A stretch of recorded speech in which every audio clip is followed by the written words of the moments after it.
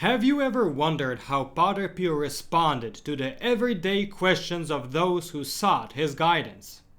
In today's story, we'll uncover the surprising wisdom he offered to the faithful. Let's take a closer look at a different side of our beloved saint and learn a beautiful lesson on love together. Ave undis spes Maria. Welcome to Following Padre Pio. Whether you're a returning viewer or new to our channel, we're excited to have you with us. Padre Pio, a Capuchin friar, mystic, and miracle worker, continues to inspire and intercede in powerful ways today.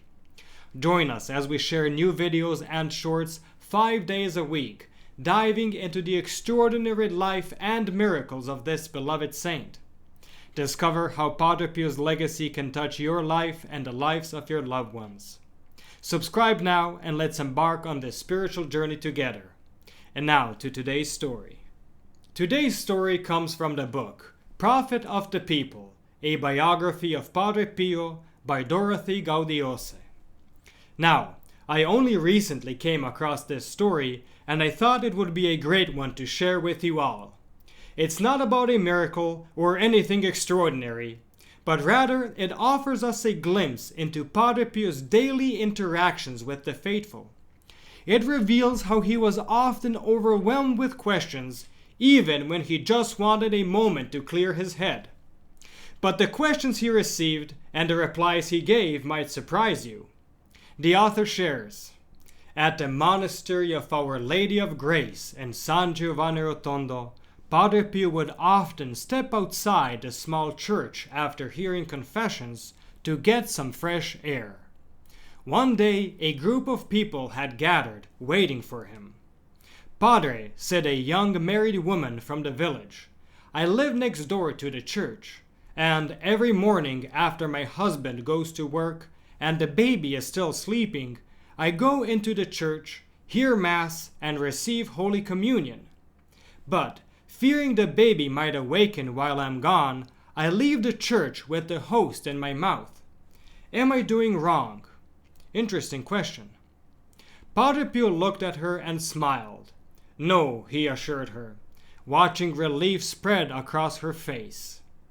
"That woman," he later told the small crowd, "is more pleasing to God with her little time in the church than you or I, who would spend all day in church, because she is taking time out of her duties to serve him." The people nodded, except for a peasant woman who was deep in her own thoughts. Padre Pio caught her eye and motioned her over. Quietly, so no one else could hear, she confessed, "I am ashamed to say this, but I feel I must tell you. I love you more than I love God." Padre Pio thought for a moment, and then, with a straight face, asked her to go into the village and steal for him. "Padre," she exclaimed, completely shocked, "I would never do such a thing." "I command you," he insisted, with a stern, serious face. "Do it under obedience." She stared at him as if he had gone completely mad. Padre Pio's seriousness gave way to a smile. "You see," he asked, "you do love God more than me. When I order something obviously contrary to the will of God, you do not obey. Are you convinced now?" Her eyes met Padre Pio's and brightened as they exchanged a warm, silent message. "Padre Pio, you are so good," said a woman standing nearby. His smile quickly vanished. "I am not good," he replied quickly. "Only Jesus is good. I don't know how this habit of St. Francis that I wear doesn't run off my back." An old man marveled at his modesty. "You are a saint," he said. "The saints stay only in heaven," Padre Pio replied, unimpressed with the compliment. He turned to leave, feeling he had enough fresh air for the time being. But a young woman in her early 20s blocked his path. With wide blue eyes, she looked adoringly at the friar and handed him a bouquet of flowers. "But what are these flowers for?" he asked. "Have you taken me for a gardener?" Her face clouded at his indifference. "Please tell me if this medicine is correct," begged a voice. Padre Pio saw an arm sticking through the crowd. A short, bald man carefully pushed his way to Padre Pio's side and began detailing his illness. "My good man," said Padre Pio, "you ask me? Go to a doctor." It was all too much. He looked for a path to escape and left as quickly as possible. End of story. Now, besides giving us a glimpse into Padre Pio's daily life, this anecdote holds an important message, especially for us today. I'm referring to Padre Pio's lesson on love for God. He emphasizes that love is not merely a sentiment. Our modern culture has convinced us that we love only when we feel it. But this is far from the truth. Love is not just an emotion. It's about fulfilling our duties towards others, even when we do not feel pleasurable inner sensations. As Jesus said, "If you love me, keep my commandments, and you are my friends if you do what I command." He also said, "There is no greater love than laying down one's life for friends." These expressions of love have nothing to do with emotion. Rather, they have everything to do with action. Therefore, may we not waver in our love for God or neighbor when we do not feel loving feelings. For true love reaches its perfection in obedience to God's commandments, irrespective of how we feel. St. Ignatius emphasized the need for what he called ordered affection, meaning that our loves and desires should be aligned with the love of God. Any love that detracts from or contradicts the love of God is disordered.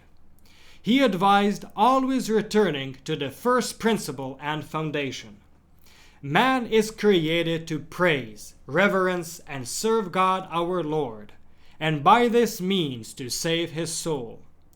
The other things on the face of the earth are created for man to help him in attaining the end for which he is created.